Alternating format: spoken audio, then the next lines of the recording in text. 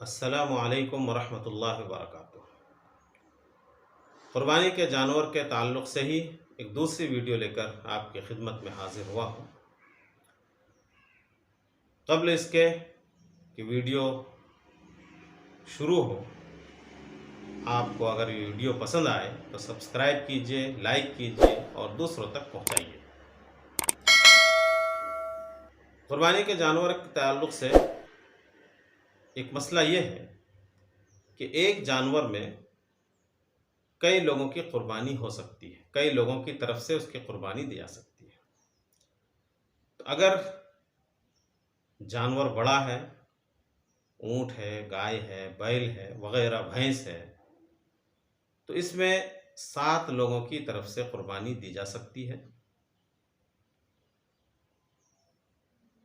لیکن اگر جانور چھوٹا ہے، بکری کی اقسام سے ہے، بھیڑ، دمبا وغیرہ، تو اس میں کئی لوگوں کی طرف سے قربانی ہو سکتی ہے۔ یہ سوال اس اعتبار سے بھی اہم ہے کہ بسا اوقات گھر میں بہت سارے افراد ہوتے ہیں، کام کرنے والے بھی کئی ہوتے ہیں، لیکن اخراجات مشترکہ طور پر کیے جاتے ہیں۔ تو اس پہلو سے یہ ایک اہم مسئلہ ہے۔ اس سلسلے میں علماء کی 2 رائے ہیں۔ ایک رائے یہ ہے کہ ایک بکری پورے گھر والوں کی طرف سے قربانی کی جا سکتی ہے۔ ائمہ 4 میں اس کے قائلین امام احمد، امام مالک رحمۃ اللہ علیہ خصوصیت کے ساتھ ہیں، اور آج کے زمانے میں ہمارے اہل حدیث بھائی بھی اسی کے قائل ہیں۔ ان کی دلیل حضرت عطا ابن یسار کا قول ہے۔ وہ فرماتے ہیں کہ میں نے ابو ایوب انصاری رضی اللہ تعالیٰ عنہ سے پوچھا، کیف کانت الضحایا علی عہد رسول اللہ صلی اللہ علیہ وسلم، کہ رسول اللہ صلی اللہ علیہ وسلم کے زمانے میں قربانی کس طرح ہوتی تھی؟ انہوں نے فرمایا، کان الرجل یضحی بالشاة عنہ وعن اہل بیتہ، کہ ایک شخص اپنی طرف سے اور اپنے گھر والوں کی طرف سے بکری ذبح کرتا تھا، بکری کی قربانی کرتا تھا، اور سب لوگ اس کو کھاتے تھے اور کھلاتے تھے۔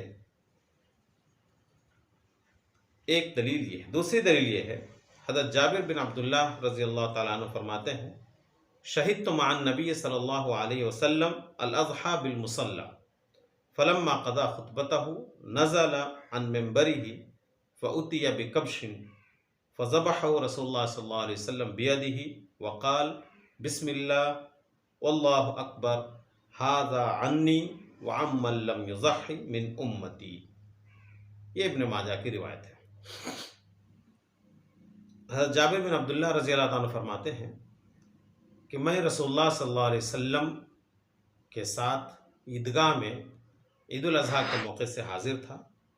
جب آپ نے خطبہ ختم کیا تو ممبر سے اترے، آپ کے سامنے ایک دمبا لایا گیا، آپ نے اپنے ہاتھ سے ذبح کیا، اور ذبح کرنے سے پہلے یہ فرمایا، بسم اللہ اللہ اکبر، یہ میری طرف سے اور میری امت کے ان تمام لوگوں کی طرف سے جو قربانی نہیں کر سکتے۔ ان دلائل کی بنیاد پر یہ حضرات اس بات کے قائل ہیں کہ ایک بکری پورے گھر والوں کی طرف سے کی جا سکتی ہے۔ دوسری رائے، جس میں امام ابو حنیفہ رحمۃ اللہ علیہ بھی ہیں، وہ اس بات کے قائل ہیں کہ ایک بکری ایک ہی آدمی کی طرف سے درست ہے۔ یعنی ایک گھر میں اگر کئی لوگ صاحب نصاب ہوں، صاحب استطاعت ہوں، تو گھر کے ہر فرد کی طرف سے قربانی واجب ہے۔ ایک فرد اگر قربانی کر لے تو پورے گھر والوں کی طرف سے قربانی نہیں ہوگی۔ البتہ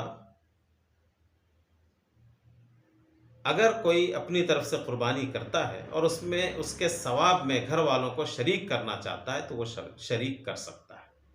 ان کی دلیل آپ صلی اللہ علیہ وسلم کی حدیث ہے، من کان لہ سعۃ ولم یضحی فلا یقربن مصلانا، کہ جس کے پاس گنجائش و وسعت ہو اور اس کے باوجود وہ قربانی نہ کرے تو وہ ہماری عیدگاہ کے قریب تک نہ آئے۔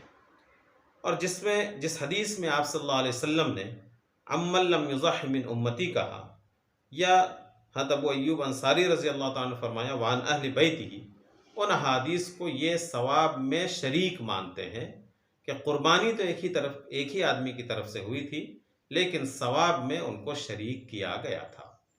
یہ بات بھی یاد رکھنے کی ہے کہ امام ابو حنیفہ رحمۃ اللہ علیہ کے یہاں قربانی واجب ہے، دیگر ائمہ کے یہاں قربانی سنت مؤکدہ ہے، تو غالباً اس فرق کی وجہ سے بھی یہ فرق ہو۔